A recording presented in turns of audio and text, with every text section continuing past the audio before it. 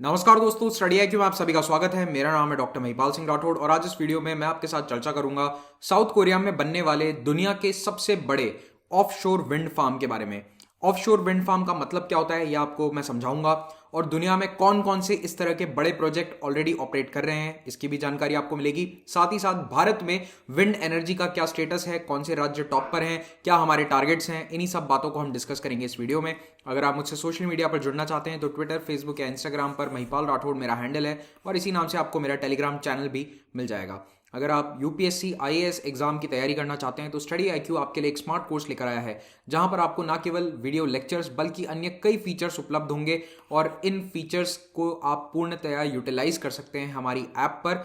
और उसके साथ ही आप कंप्यूटर या पीसी पर भी यानी लैपटॉप पर भी इस कोर्स को अवेल कर सकते हैं। ज़्यादा जानकारी के लिए हमारी वेबसाइट studiiq.com विजिट करें और अभी एक ऑनगोइंग सेल है, उसमें आपको एक्स्ट्रा डिस्काउंट भी मिलेगा इस कोड पर।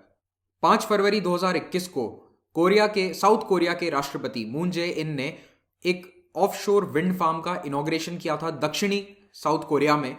ये टोटल $43 बिलियन का एक प्लांट है जो 2030 तक बनकर तैयार हो जाएगा और जब ये बनेगा तो ये दुनिया का largest offshore wind power plant बन जाएगा। इसकी अनुमानित लागत इस वक्त है 43.2 billion, that is 3.15 lakh crore rupees.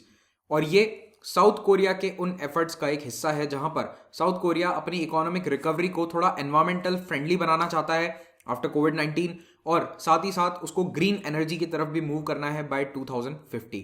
अब ऑफशोर विंड फार्म का मतलब क्या होता है? देखो, ऑन शोर का मतलब होता है कि कोई चीज जमीन पर बनी है और ऑफशोर का मतलब है कि वो चीज समुद्र पर है। तो अगर ये वाली टरबाइन, विंड टरबाइन जहां पर लगी है, मैं आपसे पूछूं ये ऑन शोर है या ऑफ शोर? ये समुद्र के बीच में है, इसीलिए हम इसे कहेंगे ऑफ शोर। और अगर ये मान लो कहीं जमीन पर लगी होती तो इसे कहा जाता ऑन शोर। ये डिफरेंस होता है। तो ऑफ शोर विंड फार्म कुछ इस प्रकार से नजर आता है। इनफैक्ट ये जो फोटोग्राफ मैंने आपको दिखाया है, this is currently the largest offshore wind farm in the world. दुनिया का इस वक्त सबसे बड़ा विंड फार्म है। इसका नाम है हॉर्नसी 1 और ये ब्रिटेन के तट से लगभग 80-100 किलोमीटर कुछ दूर है और ये अभी कहां पर आपको दिखेगा? नॉर्थ सी में। तो नॉर्थ सी में इसकी लोकेशन है, ब्रिटेन ने इसे बनाया है और यहां पर कैपेसिटी कितनी है? 1.12 गीगावाट्स। ठीक है, गीगावाट्स है, याद रखना, मेगावाट्स नहीं है, गीगावाट्स है। और इस ऑफशोर विंड फार्म को बनाया है डेनिश एमएनसी ओरस्टेड ने। ओरस्टेड एक और जगह आपको इस लेक्चर में नाम सुनने को मिलेगा, नाम जरूर याद रखिएगा। डेनिश कंपनी है। डेनिश यानी कि कहां की है ये? डेनमार्क की या फिर नेदरलैंड्स की? डेनमार्क की है। ओके, डेनिश मतलब डेनमार्क की ये कंपनी है। तो ओरस्टेड ने ये विंड फार्म बनाया है। तो देखो, कुछ इस तरह से होता है विंड फार्म। एक जोन बना देते हैं, जैसे ये हॉर्नसी 1 है, फिर हॉर्नसी 2, हॉर्नसी 3, इस तरह से कई सारे प्रोजेक्ट्स इसमें बनते रहेंगे और एक केबल बना दी जाती है जो जमीन से इसको इलेक्ट्रिक ग्रिड से जोड़ देगी। अब ये जो साउथ कोरिया वाला प्लांट है, इसका अभी नामकरण नहीं किया है इन्होंने। ये प्लांट 8.2 गीगावाट्स का होगा। जो अभी करंटली दुनिया का सबसे बड़ा प्लांट है वो कितने पर ऑपरेट कर रहा है? 1.12 पर। और साउथ कोरिया का प्लान है 8.2 गीगावाट्स। तो आप इमेजिन कीजिए कि कितना बड़ा है, ऑलमोस्ट 8 गुना बड़ा ऑफशोर विंड फार्म ये बनाने जा रहे हैं। और इसीलिए इसमें कोई एक कंपनी नहीं है, मल्टीपल कोरियन कंपनीज इसमें इन्वॉल्व है। अब हमें कोई कोरिया पीसीएस तो देना नहीं है, तो ये सब कंपनी के नाम हमारे लिए इंपॉर्टेंट नहीं है, लेकिन मेंशन करना मेरी जिम्मेदारी है, तो इसीलिए मैंने कर दिया है। याद करने की कोई आवश्यकता नहीं। आपको ये याद रखना है कि यहां पर इन्वेस्टमेंट कितना है, ये इंपॉर्टेंट है। इस फिगर को आप ध्यान से देखिए, $42.5 बिलियन तो कंपनीज इन्वेस्ट करेंगी और 0.7 बिलियन वहां की सरकार इन्वेस्ट करेगी। तो ये ऑलमोस्ट 43 पॉइंट कितना हो गया? $2 बिलियन। और ये अमाउंट काफी बड़ा है। इनफैक्ट आप इसको कंपेयर कीजिए, जैसे कि सीपीईसी प्रोजेक्ट है, पूरा चाइना पाकिस्तान इकोनॉमिक कॉरिडोर जो है वो अप्रोक्सीमेटली $60 बिलियन का प्रोजेक्ट है और ये अकेला एक विंड फार्म $43.2 बिलियन का है। इसीलिए इसका इनॉग्रेशन खुद राष्ट्रपति मून जे इन के द्वारा किया गया। और बाय द वे ये कहां पे बनेगा? सिनान नाम की एक जगह है साउथ कोरिया के दक्षिण में, दक्षिण पश्चिमी हिस्से में। चलिए मैप पे ही बता देता हूं। तो देखिए, अगर हम दक्षिण कोरिया में थोड़ा सा जूम इन करें तो दक्षिण कोरिया का साउथ वेस्टर्न पार्ट जो है, यहां पर है सिनान नाम की जगह और इसी से ऑफशोर, इसी से कुछ किलोमीटर दूर समुद्र में ये विंड फार्म बनाया जाएगा। तो ये बनेगा येलो सी में, जो चाइना और कोरियन पेनिनसुला को सेपरेट करता है। ओके, और कोरिया के दक्षिण में क्या है? ईस्ट चाइना सी। अगर मैं आपसे पूछूं कि कोरिया के ईस्ट में क्या है, तो है सी ऑफ जापान। तो ये तीन जो नाम है ये आपको मालूम होने चाहिए, कोरियन पेनिनसुला को जो तीन तरफ से सराउंड करते हैं। साउथ कोरिया एशिया की चौथी सबसे बड़ी इकोनॉमी है और इसका प्लान है कि 2050 तक अपने देश को कार्बन न्यूट्रल बनाना। कार्बन न्यूट्रल बनाने के लिए इन्होंने एक बहुत ही महत्वाकांक्षी योजना शुरू करी थी जिसका नाम है ग्रीन न्यू डील। और इस ग्रीन न्यू डील के तहत ही इस तरह के रिन्यूएबल एनर्जी सोर्सेज को बढ़ावा दिया जा रहा है साउथ कोरिया की सरकार के द्वारा। उनका टारगेट है कि फॉसिल फ्यूल्स पर निर्भरता बिल्कुल खत्म कर दी जाए। इस विंड फार्म से कोरिया को क्या फायदा होगा? तो देखो, पहले तो नौकरियां मिलेंगी, 5,600 नए जॉब्स बनेंगे। अब आप सोच रहे होंगे $43 बिलियन का प्रोजेक्ट और केवल 5,500 नौकरियां। तो देखो, यही ऑफशोर विंड फार्म की खासियत है कि यहां पर ज्यादा लोगों की आवश्यकता नहीं होती। It is not a labour intensive operational setup. यहां पर आदमी की इतनी जरूरत नहीं है। एक बार सेटअप करने के बाद वो ऑटोमेटिकली चलता रहता है, बस थोड़ा बहुत मेंटेनेंस वहां पर जरूरी है। तो इसीलिए बहुत ज्यादा जॉब्स इस तरह के रिन्यूएबल एनर्जी सोर्सेस में नहीं आ पाती हैं। हाँ, भारत होता तो हम थोड़ी और नौकरियां जरूर यहाँ पे हमें मिल जाती, लेकिन एनीवेज ये साउथ कोरिया है। तो आगे बढ़ते हैं। 16.5 गीगावाट विंड पावर एनर्जी हो जाएगी साउथ कोरिया की। अभी वहां पर 1.67 गीगावाट का टोटल इंस्टॉल्ड कैपेसिटी है।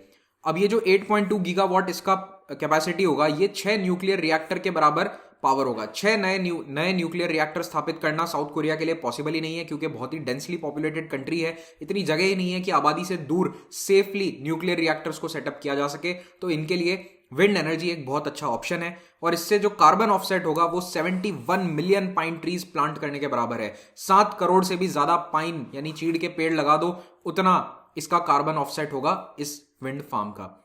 अब एक चीज याद रखिए कि जब भी ऑफशोर विंड फार्म्स होते हैं तो उनमें फायदा क्या होता है कि यहां पर कोई भी ऑब्स्ट्रक्शन नहीं होता। तो हवा एकदम शानदार तरीके से आती है बिना किसी रुकावट के। कोई पहाड़ वहाड़ नहीं है, कोई जंगल नहीं है। तो विंड की स्पीड समुद्र में काफी तेज होती है, इसीलिए जो क्वालिटी ऑफ विंड है वो बेहतर है, तो कन्वर्जन भी बेहतर होता है। तो इलेक्ट्रिकल एनर्जी जब जनरेट होती है, टरबाइन जब घूमते हैं विंड टरबाइंस, तो उसमें बेहतर आउटपुट आ सकता है अगर ऑफ शोर विंड टरबाइंस हों। एक और बात है कि ऑफ शोर विंड टरबाइन में साइज का कोई लिमिटेशन नहीं है। आप चाहो जितना बड़ा लगा लो, जितना टेक्नोलॉजी परमिट करती है उतना बड़ा विंड टरबाइन लगाया जा सकता है। तो जमीन पर जो टरबाइंस लगाए जाते हैं वो थोड़े छोटे होते हैं। यहां पर 5 से 10 मेगावाट पर टरबाइन का सेटअप होता है ऑफशोर में, जबकि ऑन शोर में 2 to 3 मेगावाट का पावर प्रोडक्शन एक टरबाइन कर सकता है। तो आप देख रहे हैं यहां पर ऑलमोस्ट ट्रिपल कैपेसिटी के टरबाइंस लगाए जा सकते हैं। तो इन जनरल ऑफ शोर विंड और सोलर प्लांट जो है वो थोड़े से बेहतर होते हैं ऑन शोर प्लांट के बजाय। एक और चीज है कि देखो, जो डेंसली पॉपुलेटेड कंट्रीज हैं जैसे साउथ कोरिया, जापान, इनके पास जगह भी नहीं है इतनी। भारत की तरह नहीं है कि हमारे पास बहुत बड़ा रेगिस्तानी इलाका है, जितने चाहो सोलर प्लांट लगा दो, ऐसा उनके पास नहीं है।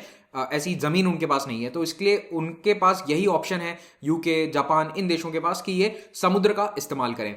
और देखो, जमीन पे लगेगा तो ऑब्वियसली एनवायरमेंट पर भी इंपैक्ट आएगा। इंपैक्ट समुद्र में भी आता है, लेकिन जमीन पर लगाने से क्या है कि एनवायरमेंट पर जो इंपैक्ट है वो इंसानों को भी अफेक्ट करेगा। समुद्र में जो इंपैक्ट होगा वो डेफिनेटली कुछ ना कुछ इंपैक्ट उसका होगा, लेकिन इतना नहीं होगा जितना जमीन पर, जितना ऑन शोर प्रोजेक्ट में होता है।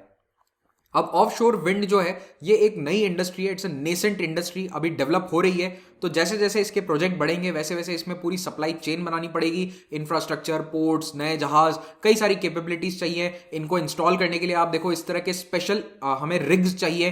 तो ये समुद्र में जा जाकर इस तरह के टरबाइंस को इंस्टॉल करेंगे, नया वर्क फोर्स ट्रेन होगा। तो ये अपने आप में एक नई इंडस्ट्री को जन्म देगा। तो इसलिए भी ये इंडस्ट्री काफी बेहतर हो सकती है। तो इसीलिए इसको इकोनॉमिक स्टिम्युलस मशीन भी कहा जा रहा है। जो ओरस्टेड का सीईओ है, उन्होंने ये बोला है कि ये एक इकोनॉमिक स्टिम्युलस की तरह काम करेगा जहां पर भी ऑफशोर विंड प्लांट्स इंस्टॉल किए जाते हैं। अब मैं आपको बताता हूं कुछ रीसेंट दूसरे ऑफशोर एनर्जी प्रोजेक्ट्स के बारे में। तो 4 फरवरी को ही डेनमार्क ने एक artificial energy farm, energy island बनाने की घोषणा करी थी नॉर्थ सी में। यहां पे क्या होगा, बेसिकली जितने भी इनके ऑफशोर प्लांट हैं वहां से एनर्जी आएगी इस आइलैंड पर, और यहां से ये आगे भेजी जाएगी। और साथ ही साथ कुछ कन्वर्जन भी यहां पर होगा, स्टोरेज का भी यहां पर फैसिलिटी दी जाएगी। तो ये ग्रीन एनर्जी को स्टोर करेगा, प्रोड्यूस करेगा और आगे ट्रांसमिट करेगा, और इससे 3 मिलियन यूरोपियन हाउस होल्ड्स तक बिजली पहुंचेगी। तो ये आइलैंड जो है ये hundreds of offshore wind turbines को कनेक्ट करेगा। तो डेनमार्क की ये जो डील है ये $25 बिलियन का ये प्रोजेक्ट है पूरा, आर्टिफिशियल विंड एनर्जी आइलैंड। तो ये विंड एनर्जी से ही रिलेटेड है, इसीलिए मैं इसको यहां पर मेंशन कर रहा हूं। तो ये डेनमार्क के कोस्ट से 80 किलोमीटर दूर होगा, और ये कहां पर बन रहा है, अगेन नॉर्थ सी में। अभी नॉर्थ सी में बना रहे हैं, आगे उनका टारगेट है कि बाल्टिक सी में भी बना दिया जाए, और ये ऑपरेशनल होगा 2033 तक। अभी इसका एरिया कितना होगा, 18 फुटबॉल फील्ड जितना। और इससे पावर जो निकलेगा उसका क्या काम होगा, 2 बड़े काम है। पहला, घरों को बिजली की सप्लाई, और दूसरा ग्रीन हाइड्रोजन जनरेट करना। अभी क्या होता है, देखो हाइड्रोजन जो है वो एक बहुत अच्छा एनर्जी सोर्स है, लेकिन हाइड्रोजन को बनाने में बहुत एनर्जी वेस्ट होती है, क्योंकि हाइड्रोजन इस वक्त कैसे बनाया जाता है? मोस्टली रिफाइनरीज में नेचुरल गैस या नेफ्था से बनाया जाता है और उसमें अगेन एक एनर्जी इंटेंसिव प्रोसेस है, तो हाइड्रोजन को बनाने में बहुत सारा CO2 या फिर कार्बन एमिट हो रहा है, इसीलिए ये अभी इतना ग्रीन नहीं है। ग्रीन हाइड्रोजन क्या होगा? जब हम दूसरे तरीके से हाइड्रोजन बनाएं। कौन सा तरीका? जो लैब में आपको बताया जाता है, जो आपने किताबों में पढ़ा होगा, इलेक्ट्रोलाइसिस वाला। तो उस टेक्निक से हाइड्रोजन बनाने के लिए हमें चाहिए एनर्जी, और वो एनर्जी कहां से आएगी? इसी विंड फार्म से या फिर इस विंड एनर्जी आइलैंड से।